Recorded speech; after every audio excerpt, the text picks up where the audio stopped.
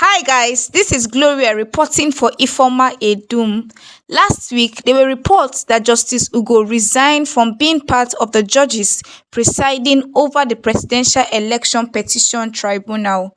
Though the appeal court debunked the news, it is not far from the truth that the justices are under threat by some powers that be. This is why most Nigerians keep calling on the judiciary to do the right thing regardless of the threat they face. As we await the judgment of the appeal court concerning the election petition tribunal, and as we pray that they do the right thing, listen to what the Executive Director, Civil Society Legislative Advocacy Center, AWAL, Rafsanjani, has to say about the judiciary and their protection. It is very important for our judiciary to be protected against those politicians who will want to undermine and subvert the rule of law and also subvert the wishes of the Nigerian people. So it is important that we have a judiciary that is not biased, that is not seen to be commercialized, that is also not being to be populated by politicians and their agents. Because if you have doubts about the credibility of the judiciary, it means that you will be compromising the merits, the ethics of the judges and the court itself. So that is why judicial corruption must be discouraged in an attempt to ensure that we deepen rule of law, we deepen justice, we deepen and consolidate democracy. If we allow politicians to use our judiciary and our justices to push for their own self-centered interests against the ethic and the conduct of judiciary and justice itself, we will actually have a serious repercussion. So it is important that politicians stay away from, inducing our justice and also, staff of judiciary from, supporting them or getting them to do anything that will tantamount to compromising justice. Otherwise, you're going to have two sets of justices. You will have one for the rich men who have, unquestionable access of money, and then the poor people who only depend on what should be fair and free to them. So that's why we must do everything possible to protect our justice or judiciary and justices from being part of politicking that Nigerian politicians are doing, because sometimes when you allow this thing to happen, it will compromise, even the confidence that Nigerians are having that they can have access to justice and that they can be treated fairly whenever there's any case. So it is important under democracy that our judiciary stay away from anything that will stain its own credibility and image.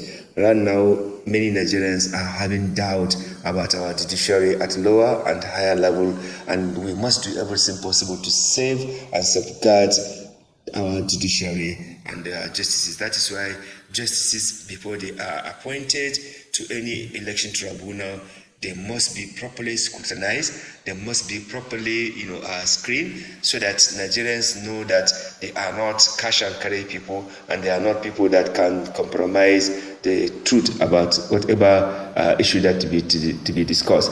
It is important that our judicial officers remain, and maintain high level moral superiority of integrity. This is why we think that if we are able to protect our judiciary, we should be able to restore hope and confidence on Nigerians to believe in our judiciary, to believe in our justices. Otherwise, it will be extremely difficult for Nigerians to have faith on our judiciary. Well said. Now, when it comes to universally applicable concepts and perspectives of law, are we truly practicing separation of powers in the legislative, executive, and judicial functions of government in Nigeria? The truth is that the kind of democracy we are operating, even though that is not what we fought for, some of us who fought for democracy in this country, we passed the military to ensure that there was total demilitarization of the military, guys. When some opportunist politician hijack power, they are using it for their own self-centered interests, and therefore even the separation of power between judiciary, legislature, and the executive, you will hardly see it happen. For example, at the state level, it is governors. At the federal level, it is the president that appoints even those justices. So they decide to stab them when they are not, on their own side, and whenever they decide to fund them, they will be giving them peanut. That is why we have been canvassing for truly independence of both the legislature and the judiciary, so that they can function, responsibly, independently, and display a sense of fairness and justice in the work that they're doing. But if the legislature has to rely on the executive to, carry out its own activities, especially at the state level, you will see that they are not in the position to checkmate the excesses of the executive.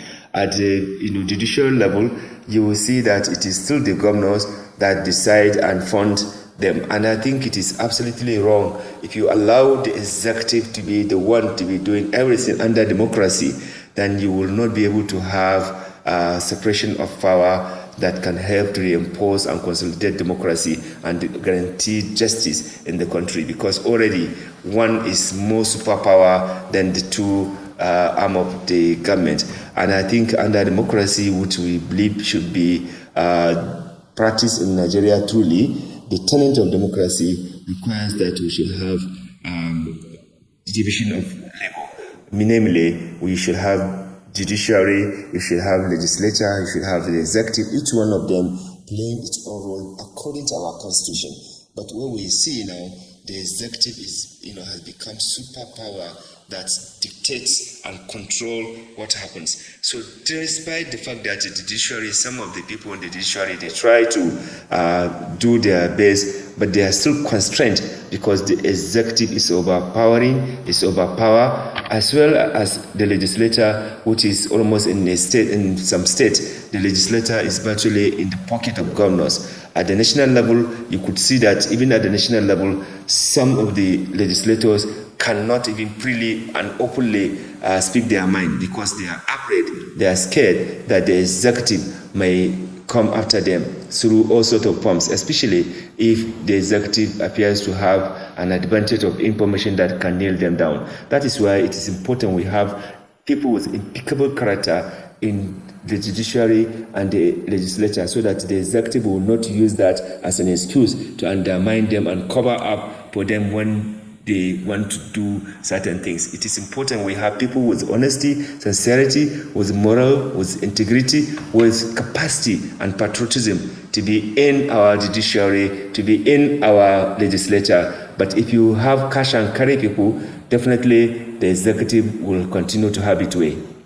Well, since we're on the subject of, of separation, as at last month when the RMAFC recommended a 114% increase for the federal and state government workers, there was also some clamor to ensure that judicial officers are not placed in the same category as political office holders. I'd like to know your stance on this.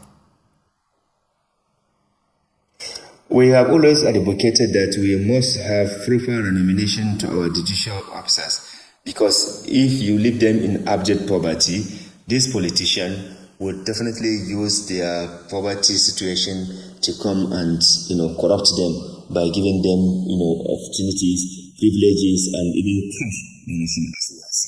But if you are them what they deserve to be in order to be able to sit up before to cases, then it will be difficult for them to do that. However, they can also be observed and monitored. Their conduct and behavior can be observed and monitored. If you are a judge and suddenly some crazy millions of dollars and pounds and naira are found in your account or in your disposition, then probably there's need to observe and see how comes that happens. But you must take care of them so that there will not be excuses or room for them to compromise. But after you have done that and they are still compromising, politicians are still finding their way to them, then I think such kind of people are they do not deserve to sit under such kind of sensitive cases that will require impartiality, that will require total neutrality, that will require fear of God to take decision. But if you have such kind of judges that are notorious in terms of collecting bribe to carry out decision or justice or judicial pronouncement, like we've seen in so many cases in this country.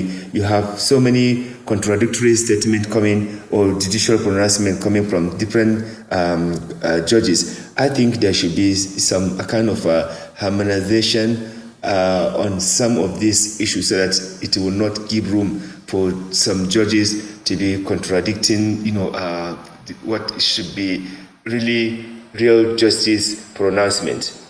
Noted, Mr. Rafsanjani. Now, in a write-up by Aki Oshuntoku, he stated that there will always be bad eggs in any institution or organ of government, including the judiciary. He also stated that a situation of crisis arises where the bad eggs become the rule rather than the exception.